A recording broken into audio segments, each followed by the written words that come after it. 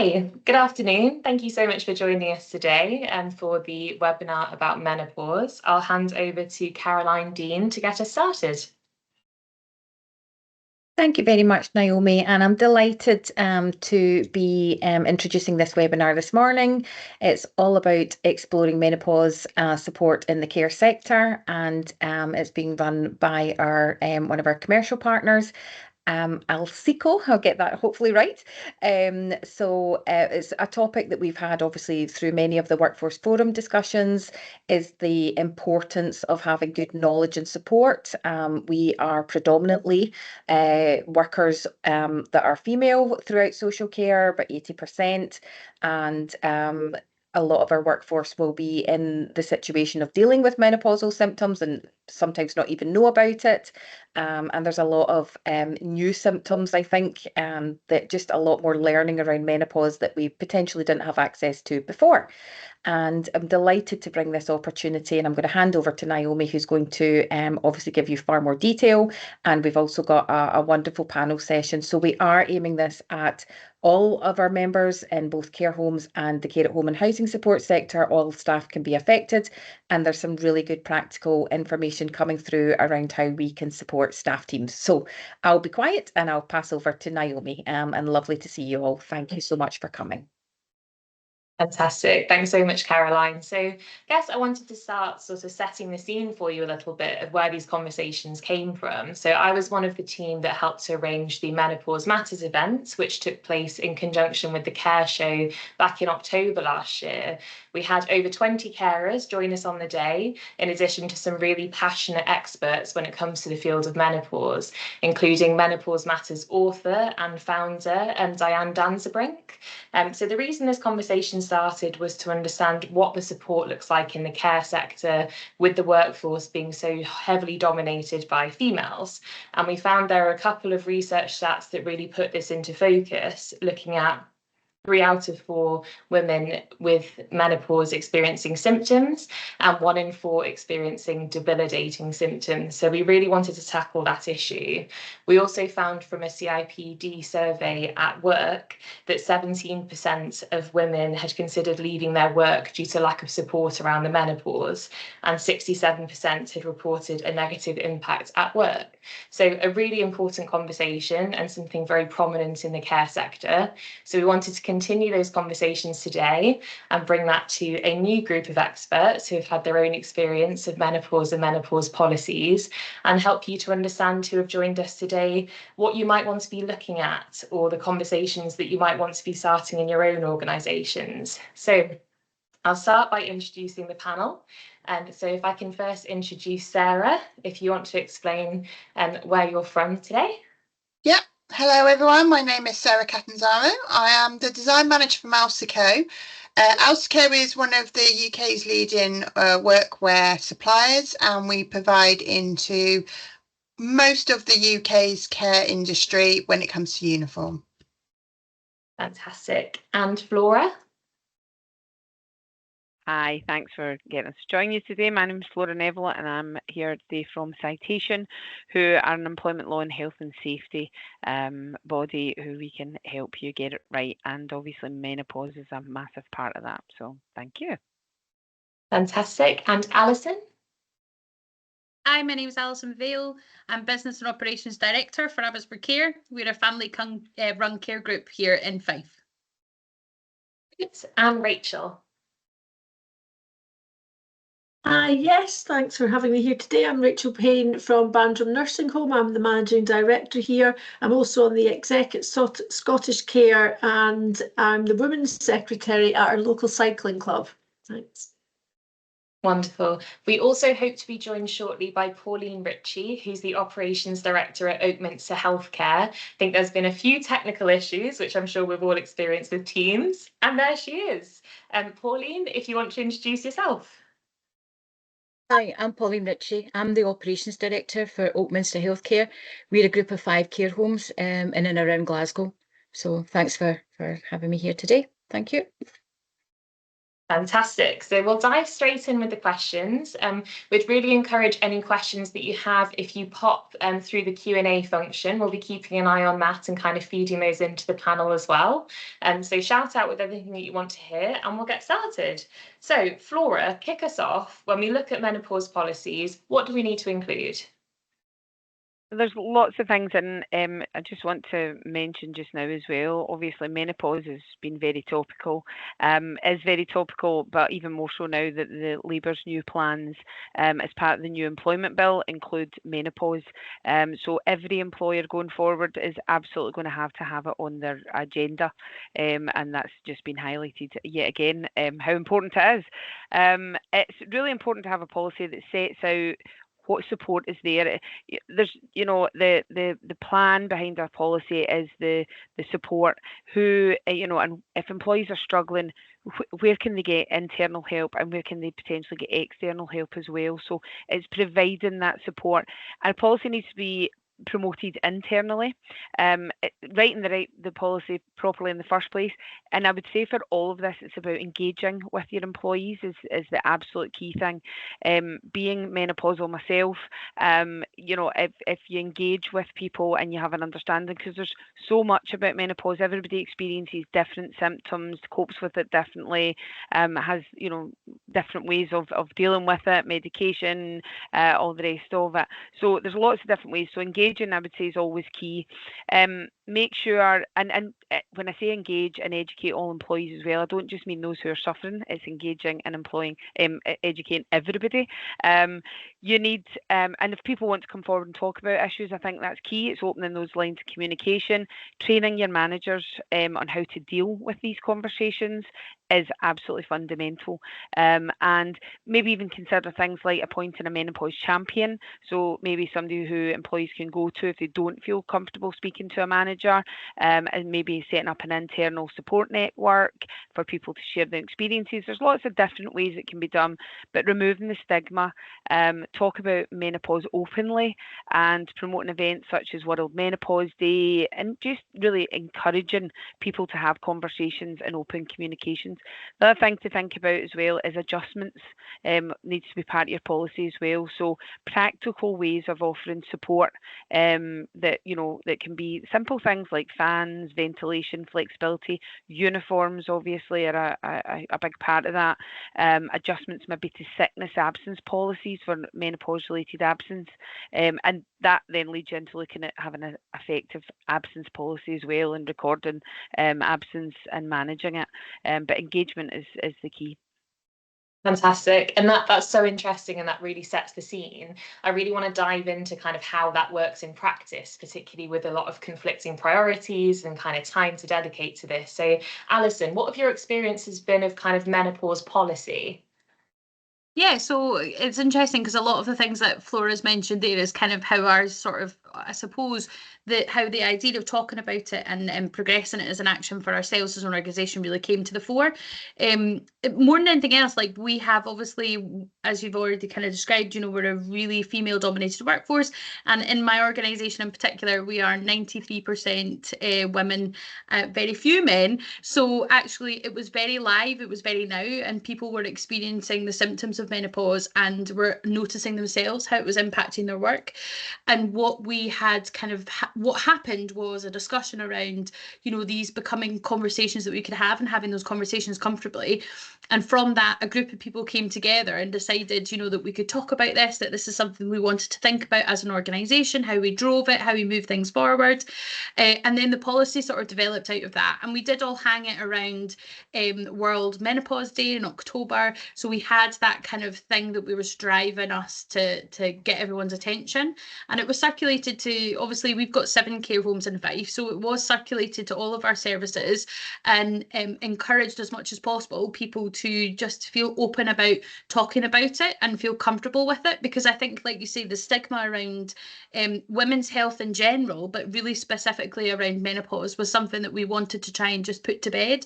You know, it was about having really open and genuine conversations with people. And if the menopause was something that was very present for them, being okay to talk about that. And I think that it is that culture that we're wanting to encourage in loads of different ways these days to have, you know, brave spaces where people can feel comfortable and have compassionate leadership that takes into consideration all aspects of what's happening for people both in and outside of work. That it really became something that for us was a hot topic of things that we wanted to do about it. So we created a policy, we shared that policy with everybody, sort of checked in on how it landed, and then we kind of progressed down having some formal training, and we opened that training up for our managers initially to make sure that they understood how to have some of those conversations. All of our managers, did have one kind of message from one of our male managers who was like, do I need to come to this? I'm like, yes, absolutely. You definitely need to be there. So it was just about making sure that like everyone was aware, understanding how the menopause impacts people is everybody's business. It doesn't matter what level you are, what role you are, but just having an awareness and an understanding, really, really important. Fantastic. And I know that, you know, openness of conversation is something that you're really passionate about as well, Rachel. You know, what did your experience as menopause policy look like in your home? Yes, so it was quite interesting because it came from nothing to begin with, really, and I'm sure some other homes have no starting point. So we asked our staff what they thought it should involve, and then we looked around, and I hope it doesn't matter, but we found the NHS one and thought it looked really good. So we kind of wrote it on the back of that, and we made it a bit simpler and tailored it to what our staff were looking for. We also were the same as Alyson, keen to spread it out to everybody, and I think that everyone is affected by menopause. So the people you're working with, the people you live with, you might be a chap who has a wife and he needs to understand how it's going, and at work he needs to understand how his colleagues are managing. So I think it definitely needs to go out to everybody. Fantastic. And how about yourself, Pauline? Kind of what's that journey look like so far? Whereabouts are you in the menopause policy journey? Yeah, echo everything Alyson and Rachel and Flora have said. The same thing. And what it was that really kind of pushed us and to drive this forward was one of my colleagues, Julie Geddes, our Quality Improvement Director. She did the Women's Wellness Advocate Programme, and from that it then instigated the development plan and what we were going to strive to take forward. So all of what everyone said, we've done that. And one of the things we kind of looked at was and I'm sure we'll discuss it later on, but a safe space within the care home. And we're working across, we've created one within the care home I'm in just now, this area here.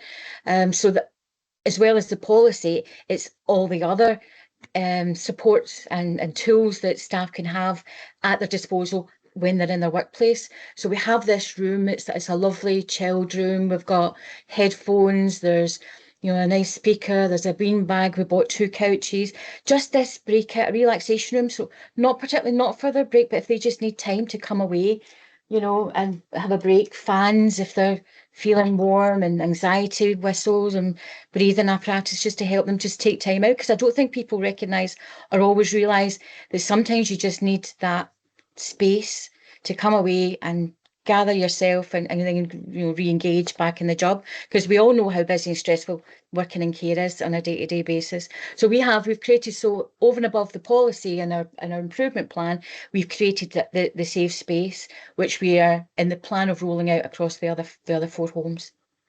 Fantastic. And in terms of speaking of resources, we actually have our first question. Thank you so much. Flora, Jenny would love to know, do Citation provide training on menopause awareness in the Atlas portal? Yes, there is. There is training there. Yes, there is. Fantastic. Yeah, simple. Yeah, easy to find. Any direction? Absolutely. I'm assuming that Jenny is a client at the moment, if she is using Atlas, which is our online system, where you can access all the e-learning. So yeah, and if you're having any issues with that, Jenny, just let us know and we'll soon sort that out for you to signpost you to it. No problem at all. Fabulous. So diving into the challenges a little bit more, because I think it's really clear from the passion here and going on in the chat, we know how important this is. We know that conversations have been ongoing, but it's not without its challenges because of a number of things that are going on kind of in the wider world and also in the care sector. So Rachel, for you, what was one of the bigger challenges when looking at something like menopause policy, and how have you responded to that?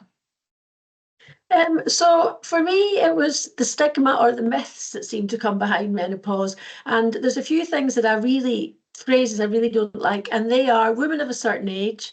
And because for me, anybody can be affected. And when I do some of the talks to groups that I go to, or in our wellbeing committee that we started up, specifically last week we had a meeting and we went over menopause and our policy again. I was sharing how I've got a friend who went through menopause when she was 13, and I think somebody said last time that the youngest person that can go through menopause was 12.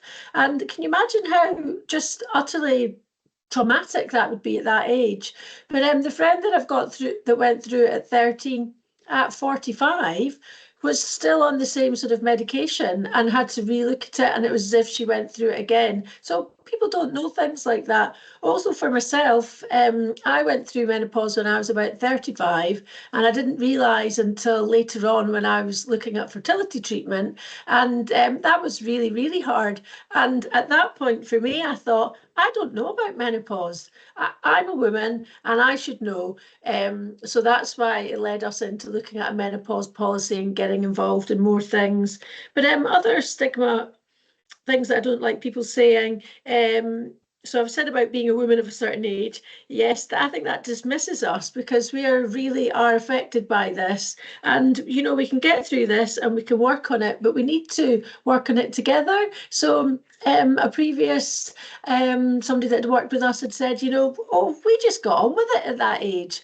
Well, why should we just get on with it? And I think now is the time for us to empower and acknowledge the younger ladies in our lives so that they are open about it. So we're the ones to make the step. I'm also in a few women's groups. So as I said about the cycling one, women and girls in cycling, they're sort of talking about periods, but really what about when menopause hits? We need to look for these symptoms. We need to know what to look out for, and we need to know what help there is out there. Then as well, saying that it doesn't affect men. Well, it does. If you've tried to sleep beside somebody that's hot and sweaty all night, or you don't know what changes are happening to someone, that can be really hard. And I think having a menopause champion that or a group that men and ladies can come to talk to would be really important. Yes. Thanks. Thank you. And Alyson, I know, again, you know, really passionate about how you're overcoming these challenges, because I'm sure they're resonating a lot with the people that are attending with us today. You know, it's not that straightforward. Otherwise, I think we'd all have had it nailed years ago, because it's always been so important. So, you know, how about you? What have your experiences looked like there? I think the biggest thing is just the starting of the process. I think, to be quite honest, that can be the most intimidating for people, to just think about how do we even begin to tackle this. But I think there are so many opportunities for the way that different organisations have dealt with it and have managed it. And I think that, you know, even when we kind of got together pre this meeting and had conversations about the different things that we've all done, there was stuff that I learned at that point. I was like, oh God, yeah, we could do that. Like, and I think sharing becomes such a huge part of making sure that we're doing as much as we can in the best way that we can, without it feeling overwhelming and intimidating that it's all one person's responsibility to devise a policy or whatever. And I think sometimes when you talk in terms of policies and procedures, it can feel quite like far away from the practical kind of aspects of it. And I think, like, my biggest thing really is just being about being comfortable with those conversations. And I'm not someone who's experienced menopause yet, but a lot of my friends have. And I was obviously talking to people here in the office, and at that point as well, we were just like, why is it not something that women feel comfortable talking about at any age and stage in life? And how do we break down those barriers to just feeling comfortable enough to have some of these chats? And as I said before, I think, and I think someone else, Kirsty had mentioned, like, you know, women's health in general needs to be something that's top of the agenda, so we can share and discuss more openly together what it means to be a woman, what it means to be working in this sector in particularly, and how we are connecting to all of the stresses and triggers and traumas that can come from some of the things that we are, you know, trying to manage and to deal with. And yeah, I think it's really important that we think about all aspects of menopause, perimenopause, you know, what does that look like and how is that impacting people on a day-to-day basis? Absolutely. And I think one of the things here that I believe is being spoken about in the chat a bit, policy can almost be a bit intimidating because it, connotes maybe a 40-page document that somebody's going to have to get a lot of legal understanding and whatnot to implement. But I mean, understanding what a menopause policy can be to an individual care home. But I mean, Flora, from Citation, what kind of support can you offer, or have you been offering people to help get to grips with that and make it work for individual care homes that might have different resources? Yeah, and I absolutely agree. When you talk about things like policy, it just sounds very, something that is not totally relatable sometimes, I think, to individual employees. And I think, again, and I do harp on about it, is that engagement and communication is at the heart of all of it. Yes, the policy and the actual kind of nitty-gritty of it needs to be there, but you need to then signpost. And what I would also say as well is, not everyone wants to, have a conversation. Not everyone wants to identify that they are struggling, or that they're having symptoms, or that they're perimenopausal, menopausal, whatever it might be. So again, it's really looking at the methods of communication that you have, the tools that are available, and making sure that everybody's very clear what those tools are. I love Pauline's little breakout room, little area, having things like that, and then just having maybe some information available. And then also, if you are having conversations and anything you are discussing with MD, or because some of these conversations are very tricky and very sensitive, and they might come around because you've noticed maybe some of these performance levels are not great, or engagement, or you're recognizing that they maybe don't always want to be upfront about it as well. So everything needs to be treated with sensitivity and empathy and respect is the key thing. Again, I'm very open and very honest, and I have conversations with my 14-year-old child about having hot sweats, but that's not for everybody. So it's recognising and respecting that as well. And like you said, it's not just people that experience in it. It is, siblings, spouses, partners, whatever else. So it's having information available. When you are having conversations, though, I would say make sure that you're having a conversation that's, you're asking very general, open questions. Leave it to the individual to decide whether they want to discuss any health issues. Approach the conversations, as I've said, with empathy. Don't, again, it's that kind of stigma around and about it. Don't, have that kind of embarrassment, or don't really want to talk about this. But, I hear these phrases and I just think, oh, please don't say that. It's trying to be, and not putting things on people. Open that up, have regular catch-ups and one-to-ones, ensuring that it's a private, it's a confidential setting, creating that right environment, and encourage people to be open, not just about that, but any health issues that are going on, just to, in general well-being, to be honest. There's a kind of a checklist that we've got that I can put out there if MD wants, and it's quite a good one for even just managers who are maybe, again, you've got to do a lot of good training with these people to make sure that, sensitive conversations are done appropriately. But basic things like turning off mobile phones, making sure it's an environment nobody else is going to walk in, the types of questions, they're non-judgmental, you avoid being patronising, speaking calmly, basic stuff. But again, a lot of people do struggle with things like that. So that's where we can provide some guidance to people and training to help them open it up, because a lot of the time that's just what you need to do, is just gently open it up and recognise when people don't want to open it up as well. So it's tricky sometimes to get the but there are tips out there for having that sensitive conversation, but empathetically, and avoid making assumptions would always be my key. Don't assume. I think there's a resounding yes for that checklist, please, Flora. So we'll make sure that that's made available to everybody that's in the webinar today. So, I mean, that's really interesting. And I think it speaks to the fact there are a lot of different elements to this because it is so individual. And one element that I'd really love to dive into in a bit more detail is around uniform. So, I mean, being part of the Menopause Matters event that happens in October, that was a big focus on the day, just in terms of something that you need to wear every day that's ultimately going to affect things like your temperature or your movement and kind of how you're feeling that day. So Sara, coming to you, kind of what part do uniforms play in this conversation around menopause, particularly in the care sector?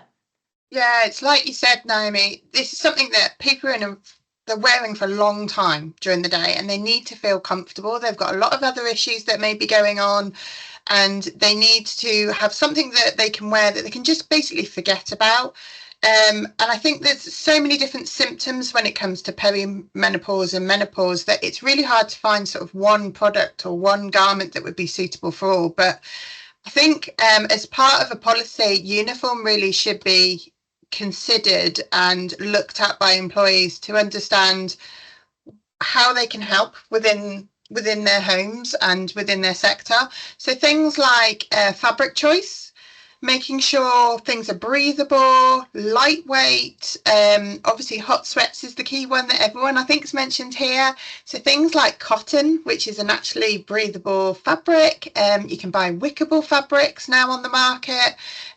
Something that's lightweight, but obviously still durable for the sector that we're all working in. But from a comfort point of view, also stretch. So making sure people are comfortable, they can move, they're not feeling hindered by their uniform. I think if they're feeling hindered by their uniform, then that's just something else they've got to think about. Design-wise, I think there's lots of different aspects that people look at when they look at design. In the past, it's all been very tunic-led. Recently, we've seen a lot of move into scrubs.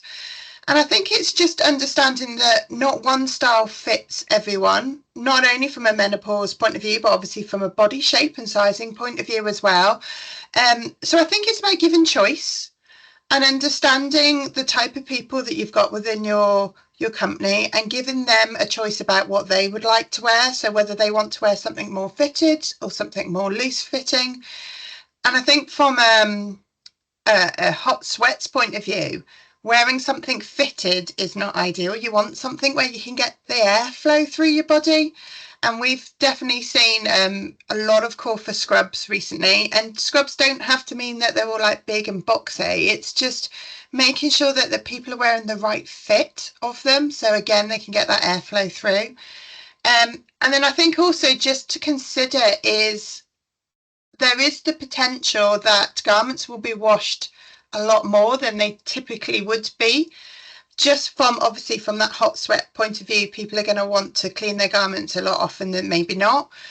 So I think it's just making sure you're picking the right uniform that's going to be durable for them as well. That's something that can be washed over and over again. Is going to keep its colour, keep its shape, and obviously keep its stretch. So I think like I said, there isn't one thing that fits the bill, but I think there's definitely some considerations that employers need to think about. Thanks, Sarah. And I think, I mean, one of the things that came through really clearly on the day is that it's almost that reverse piece of having a uniform consideration in your menopause policy, but it's also having a menopause consideration in your uniform policy or selection process, because I guess the point is here, it's not a menopause uniform. It is that uniforms should be suitable for all wearers in the care sector, and, you know, considerations that somebody might want in terms of the right level of air circulation or stretch is something that we would all want. It's just then, you know, a uniform that has styles or options that are suitable for your whole workforce, you know, without feeling like they're asking for something that's unachievable or would almost single them out. So it's that respect piece as well. I want to kind of throw it open to the, you know, speakers from the care homes here. I mean, have any of you had that uniform conversation or consideration in the policies? Kind of what's feedback looked like from your teams that you're working with? Yes, Rachel.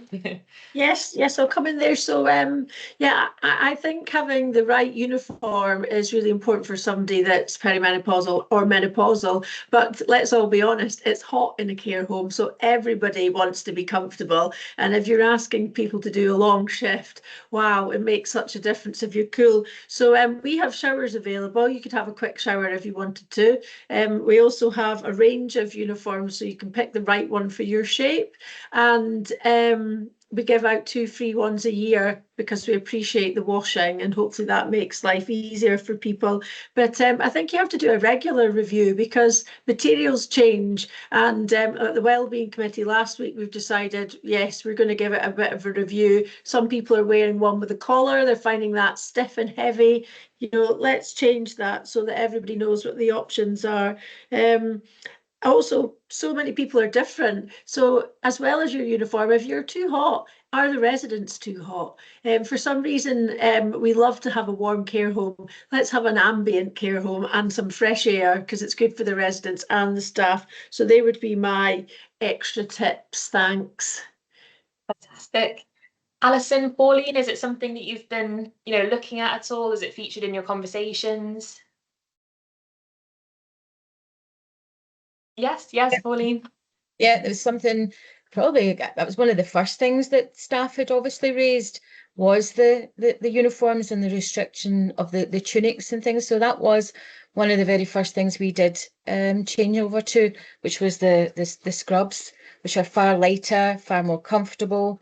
So that did make a difference. And we also have polo tops, so there's options of polo tops. So we do have that option, and it has made a difference. As I say, when I was having discussions with staff, that was one of the first things they asked for, actually, was the change of uniform, and that has certainly went down well with both all our staff, really, to be fair. But and the option of the polo tops, especially when we're supporting people outside, also is much more. Rather than looking as if you're supporting someone in uniform, it's much more conducive to just being part of the team, really. So no, it's made a big difference. So yeah, the uniforms make were important to staff.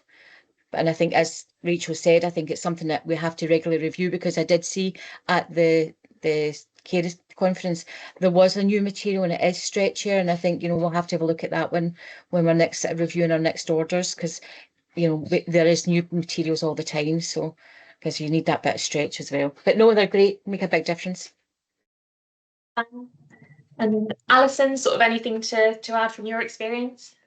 Yeah, from our perspective as well, similarly, we've got like different types of uniforms. So we do use, obviously, we've got some people who prefer the tunics and we've got some people who prefer polo shirt styles. So we do have both options available to people.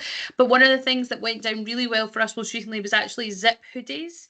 But hoodies with a zip in particular, so that people could be able to regulate temperature much more easily, taking it on, taking it off, and having that warmth if they wanted it, but also, the ability to take it off rather than taking off all their layers in a big kind of thick jumper sort of thing. So yeah, I think it's just about having consideration about what's going to work for people. And I think like all of these things, I do think come back to like, how are we supporting people as human beings? And it also makes me think about like, some of us work with younger adults as well as our resident group, and there are some of them who might be experiencing menopausal symptoms or perimenopause symptoms, and how are we taking that into consideration in terms of the care and support we're providing for them as well? So yeah, there's lots of things that we're beginning to feel much more comfortable about introducing these ideas and having conversations about them and how they're impacting people on a day-to-day basis. And I think there's so much that comes with that. It's a really rich opportunity for learning and kind of getting better all the time. Fantastic. And I mean, Sara, in terms of your experience, years of experience in the design here, are you seeing those conversations coming up a little bit more organically when people are looking at their uniform selection? Are you seeing menopause come up more, or is that something that we really need to see, ramping up more so? No, it's definitely coming up a lot more over the last sort of couple of years, and it seems like at the moment it's still a little bit of a tick box, and it's at the end of the list of requirements when it comes to uniform. And oh, by the way, what can you offer us that will be menopause friendly? And I think it's like I said, there is no menopause friendly, and you totally hit the nail on the head there, Naomi, when you're saying that actually from a policy point of view, the menopause policy should be in the uniform policy and vice versa. But I think what we are getting a lot more questions of is, this is a challenge, what solution can you provide us? And I think that's a key part of our role in this, is that we're here to help you. As Rachel said, there's always new innovation coming out on the market. Like every week there is a new fabric launch, a new design launch. And I think it's about every business has different requirements, and it's how many of those requirements can we tick off. So we're kind of asking you, come to your suppliers, come to us, and just we will help you go through what we think is the best solutions for your problems, because it will be different for every single person. Fantastic. So I think coming to kind of the wider point, we can see there's so many different points to consider here. Uniform is but one of them. I can imagine it's hard to know where to start when tackling something like a menopause policy or these really important conversations in a care home. Where should people be looking for guidance, Flora? Like, the people joining us today, if they go to one, place after this or a couple of places to look for resources, where do they start? What do they do? There are lots of resources out there, and that's where there is a huge benefit to looking at external resource and getting external support and help. It's got to be for your individual business, and it's got to be what works for you as a business and for your employees. And I know I mentioned right at the beginning engaging with your employees, but again, I would reinforce that and then build it from there. In terms of there are many resources out there, and a lot of it's to just kind of get a starting point, and that's where we, for our clients, we provide a policy that they can then work round about. We'll work with them that actually, well, we want to add this to it or take this away, or so it's about making it, tailoring it to your business is key, because there is generic stuff out there and things as well, but it is about tailoring it to the needs of your individual business needs and also your teams.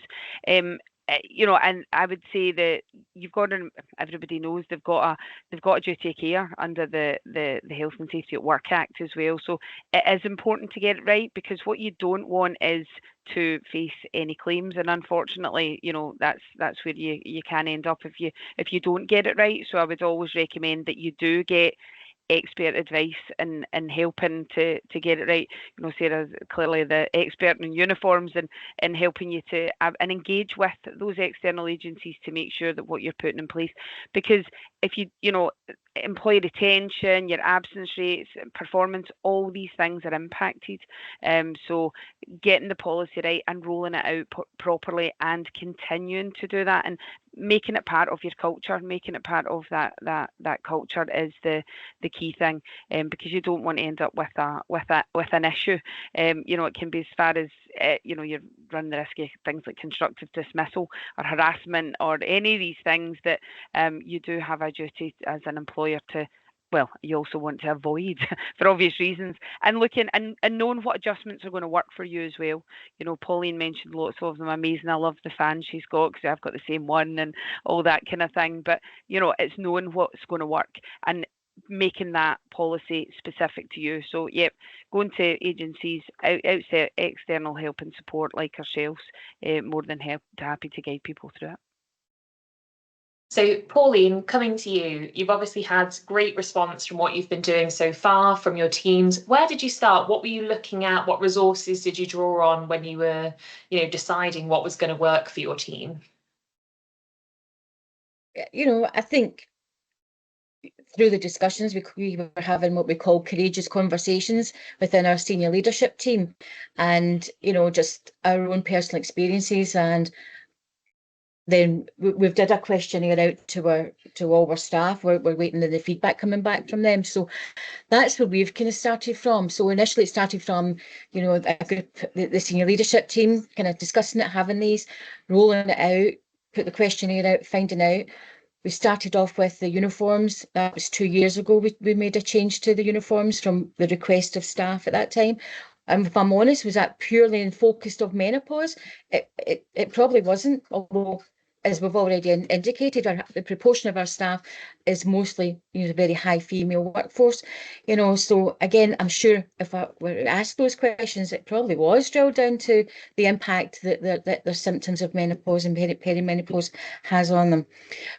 We're rolling out the relaxation rooms and things like that. So it's giving them safe spaces and the tools, the toolkit that they can help them, and information booklets about where to signpost them, where they can get additional help. We have an employee assistance programme available to them. So again, we signpost them to that area if they need any additional external support, because we also have to appreciate we have a multicultural workforce.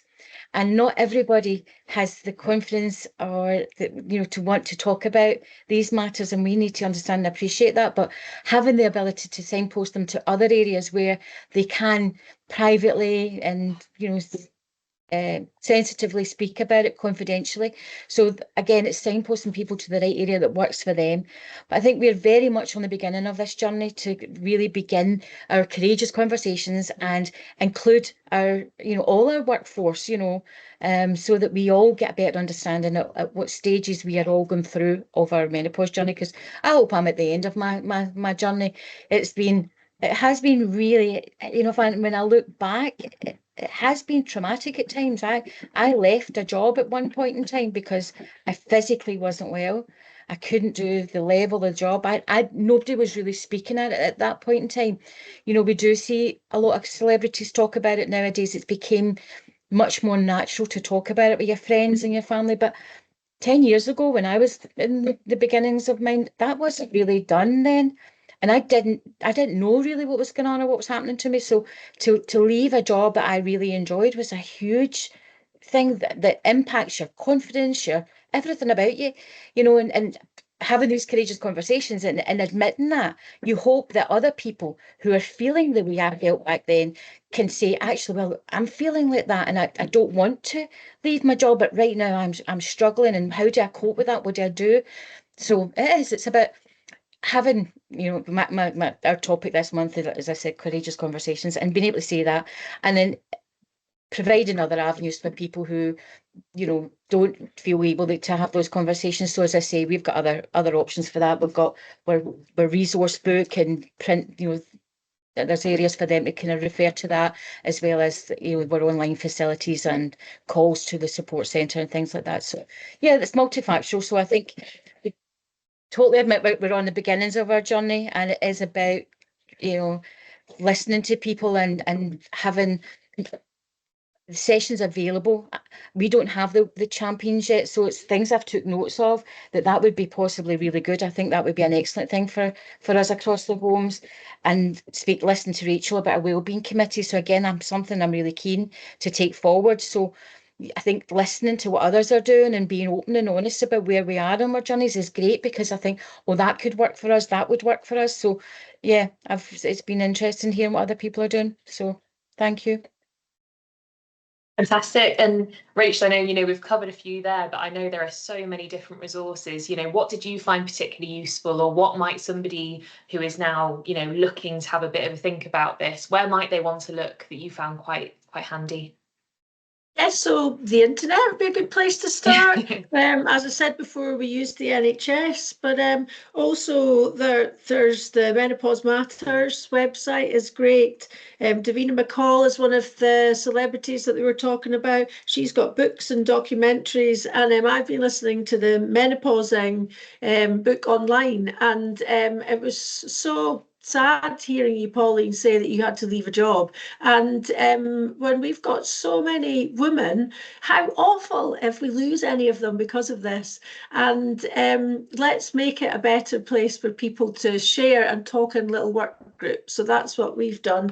But I wanted to pick up on a point that Pauline said there as well about multicultural groups. And that was covered in one of the things I was listening to Davina McCall talk about, that some other cultures don't talk at all about periods or menopause, and that's why we have to change things. But it may mean that somebody's over here working and has no idea what it is, hasn't had a mother figure that spoke about it, and where do they get information from things like that? And the interesting thing that I think we should think about while we're multicultural organisations and employers is that all of the websites that you see, all of the interviews, they're all white ladies. They're not multicultural. And how does that encourage somebody that doesn't have anyone to identify when they're reading about things? So if you're doing publication, let's make it a good mix. That's what I would say. And then, yes, from those work groups that I've been in, we brought all of that information in. And Alyson, I know we've spoken before about Davina McCall. She seems to be really particularly inspirational on this topic, which is fantastic. Where else were you looking, or where would you direct somebody, looking to start their journey or maybe pick it up again today?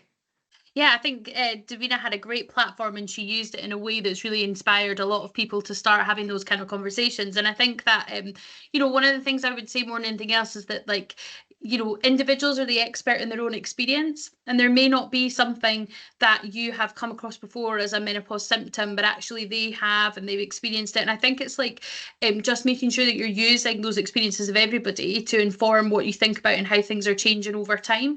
But I do think there's loads of stuff like social media. There's some great platforms that support conversations and discussions. I think the points that Rachel's made are really, really good and really important for us all to think about. You know, how do we make sure that we're covering all aspects of diversity and inclusion in these conversations that we're having, and make sure that we are looking in loads of different places and spaces to be inspired. And I think that's the thing. It's about where your inspiration can come from, and your inspiration can come from anyone or anyone's experience. And I suppose in that sense, every one of us has the opportunity to influence and has the opportunity to make change happen. And I think having these kind of conversations, you know, as Pauline touched on, we're all at the start of a journey. I don't think anyone's 100% got it right, and I don't ever think that people necessarily will always get it right. And I think it's about feeling comfortable as well, that it's okay to say you don't know, because I think sometimes that can really put people off if they're supposed to be the HR expert, you know, but they have no experience or understanding about menopause and how to support people. It's okay to say, this is kind of new for me, I've not experienced it, let's work on this together and let's see how we could work out what's going to work best for you. I think it's just, yeah, the courageous conversations I love. That's one I've written down, Pauline, a great, like a bit of alliteration. I love that, you know, because I think it is about encouraging people to feel brave to speak about it, but also to be brave in saying, I don't know, let me go and have a look and see what I can find, and I'll come back to you, because that's all about being connected to each other as human beings. You know, we don't all have the answers all of the time. I think that's an important thing to remember. Fantastic. And I mean, coming at this at a slightly different angle, Sarah, obviously Alsico are a big supporter of this topic and want to do what they can. You know, if people watching today aren't quite ready to start a uniform change process, but they want to get a bit more information on it, or they just want to see how that factors in, you know, how can Alsico support, or kind of where can they look for a bit more information on that?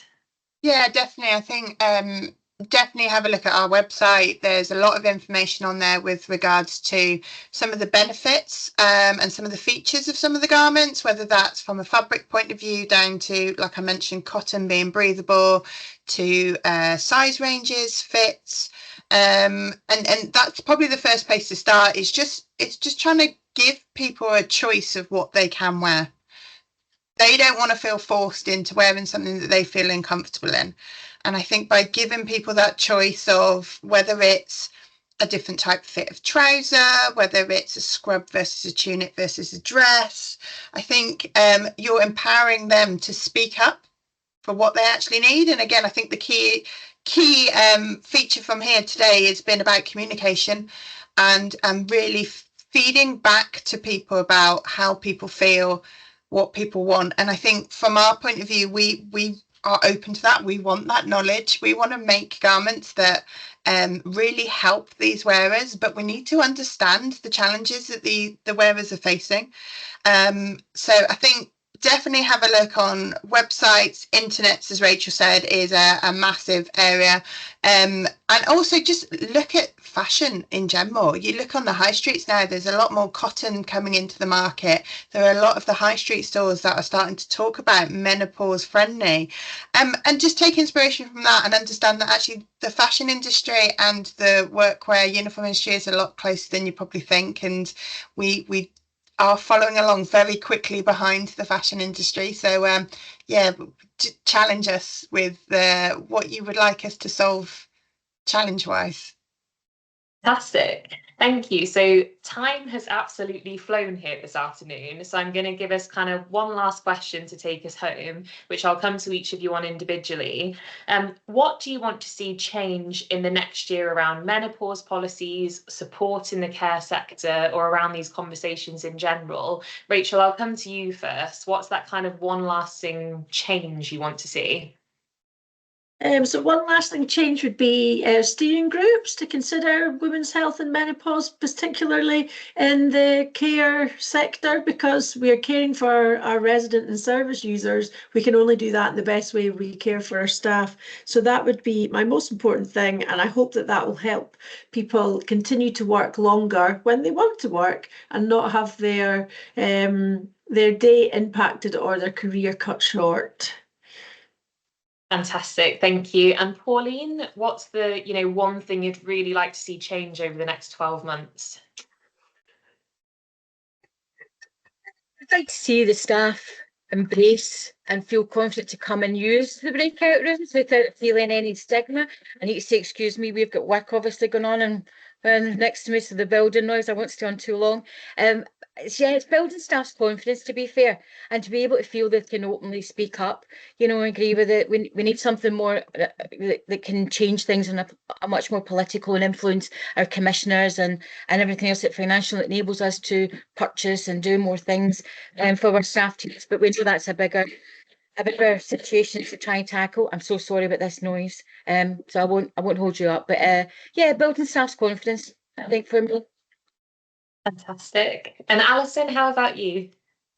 I think there's a really sort of untapped kind of avenue with regards to looking at more from a research perspective and having the data and information on what the impacts of menopause are to the workforce in care homes in particular, and care at home.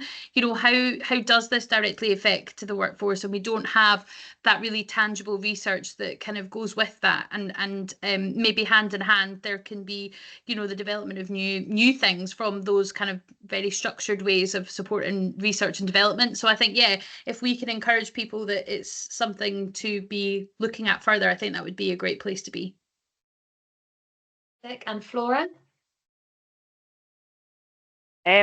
Yeah, echo what the ladies previously have all said, and I do think a big part of it is for businesses to look at their own menopause plans, training, guidance, that kind of thing, and making steps to avoid getting in any difficult scenarios, keeping an eye as well as to what's happening in terms of, obviously, as I said at the start, the government have going to be putting plans in place and guidance into place, what you need to provide as a business. So please do keep abreast of that, and we will always keep everybody informed of that as well. But making sure that you get it right and don't end up in a scenario where it causes you a problem, or there's a claim in against you or something like that. In an ideal world, we don't want to see people taking time off work because of symptoms, or and being honest about why they're absent and things. So I think that honesty and respect and just openness about the whole thing is where we'd like to see it going. Fantastic. And I'll come to you in just a second, Sarah. I've realised we have a couple more minutes before 3, and everybody has been very concise, which is excellent work, but also means that we have a few extra minutes. So if there's anybody in the chat that has a question, please keep firing those in. And obviously we'll have final comment from Sarah. And then if there's any other questions we can cover before 3, we absolutely will do. So Sarah, what's the change that you want to see over those next 12 months? So for me, I think it's about education. It's about educating what perimenopause and menopause is, not just in a small group, but across a business. I think we said at the beginning about it's not just a female thing. Male education needs to be there as well. It's about building a support network for those people that are going through the menopause and allowing them that freedom to be able to open up, so they're not feeling so isolated in their business. And I think by educating everyone across the business, I think it will offer a bit more of a safer space to talk. Fantastic. And I've seen a few questions come into the chat sort of as we're going on resources and things. I'm going to pop up a slide in a second that has a couple of QR codes with useful resources. But anything that we have been chatting about today, we will make sure that is available to those of you who have signed up. I'm aware also that I have kept us quite strict on time for the questions we went through earlier. Is there anything that any of you on the panel would be keen to kind of add? Is there anything that you didn't feel you were able to bring in earlier? I guess one thing before I hand over is just to say thank you so much. We've been seeing in the chat that a lot of people have been sharing their own experiences or talking about how, fulfilling it is to see conversations like this happening in a public space. So thank you very much for sharing your own experiences and for joining us. This by no means will be the last activity that we do around this conversation, because as we've covered very clearly today, it must keep happening and we must keep broadening it out. Any sort of final comments from anyone that they feel they would like to add? I think we've got the opportunity here to really kind of keep pushing what we're talking about and how we're talking about it, and connecting in a room full of women who can really support that and men who are allies to that. And I think we should find different ways to really take that further and take the next steps, definitely. Yeah, I would absolutely echo that. And yeah, if we can be of any assistance whatsoever, then by all means reach out to us and see how we can help. But please do keep up the focus and make sure you've got the right things in place, because it's on the agenda for everybody, including the government. So we'll also, I'll make sure that Rosie forwards on to you a free guide that you can put out to guide everybody as well. Sounds great. Could I just add one other little thing then? So my request to everybody that's on the call would be if they could feedback how we could keep meeting together and how we could keep the momentum going and how we could keep this as a very important bit of everybody's agenda. I would like to keep the conversation going.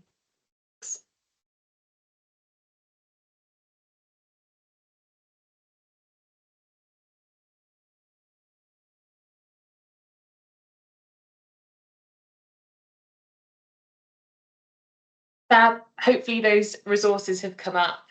I think we're just in the final minutes there, but do keep commenting in the chat if you've got any kind of final questions or comments to add. But I just take the opportunity again to thank our speakers so much for being a part of this conversation today. I appreciate how busy you all are with a lot of juggling priorities and very busy care homes to manage. So thank you. It's been really interesting and just incredibly rewarding to carry this conversation on and just keep bringing new people and new thoughts into this conversation. Thank you so much for joining, everyone.